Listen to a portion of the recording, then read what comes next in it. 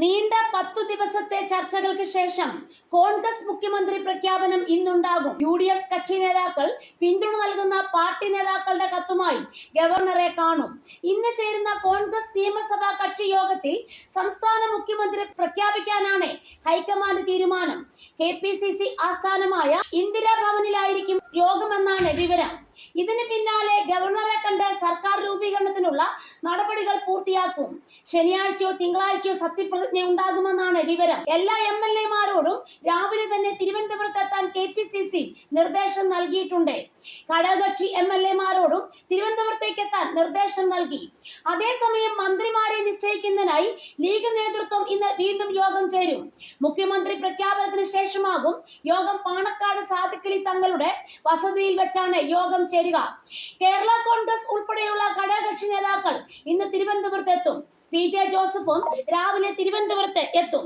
Kerala Congress MLA മാരുടെ യോഗം നാളെ തിരുവനന്തപുരത്താകും ചേരുക. മന്ത്രിമാരുടെ കാര്യത്തിൽ തീരുമാനമെടുക്കാനാണ് യോഗം.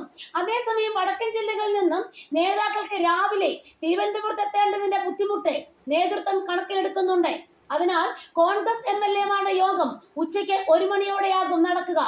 മുഖ്യമന്ത്രി ആരെന്നത് സംബന്ധിച്ച് നിയമസഭാ കക്ഷി യോഗത്തിൽ AICC പ്രസിഡന്റ് മല്ലികാർജുൻ ഖാർഗെയുടെ തീരുമാനം മുദ്രവെച്ച കവറിൽ ദീപദാസ് മുൻഷിക്ക് കൈമാറാനാണ് സാധ്യത.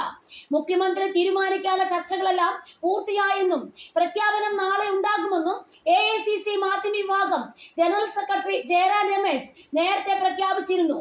മുഖ്യമന്ത്രി സ്ഥാനത്തേക്ക് പരിഗണിക്കപ്പെടുന്ന 3 നേതാക്കളെയും ഉൾക്കൊണ്ടുള്ള ഫോർമുലയാകും ഹൈക്കമാൻഡ് അവതരിപ്പിക്കുക എന്നാണ് വിവരം.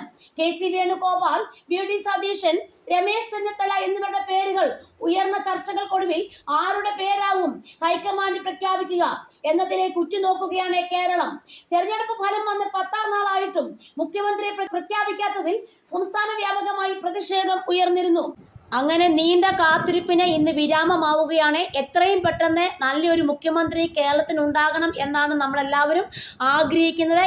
ഈ മുഖ്യമന്ത്രി അഴിമതിയില്ലാത്തതും വർഗീയതയില്ലാത്തതും ജാതി മതഭേദമന്യേ എല്ലാവരെയും സ്നേഹിക്കുന്നതും എല്ലാവരുടെയും കാര്യങ്ങൾ നടത്തി കൊടുക്കുന്നതുമായ, കുട്ടികളുടെ കാര്യങ്ങളായാലും മുതിർന്നവരായാലും യുവതിയുവാക്കളെന്ന് പറഞ്ഞാലും എല്ലാവർക്കും വേണ്ട അവരുടെ എല്ലാവരുടെയും കാര്യങ്ങൾ പരിഗണിക്കുന്ന ഒരു നല്ല മുഖ്യമന്ത്രി നമ്മുടെ കേരളത്തിൽ ഉണ്ടാകട്ടെ എന്ന് പ്രത്യേകം ആശംസിക്കുകയും പ്രാർത്ഥിക്കുകയും ചെയ്യുന്നു.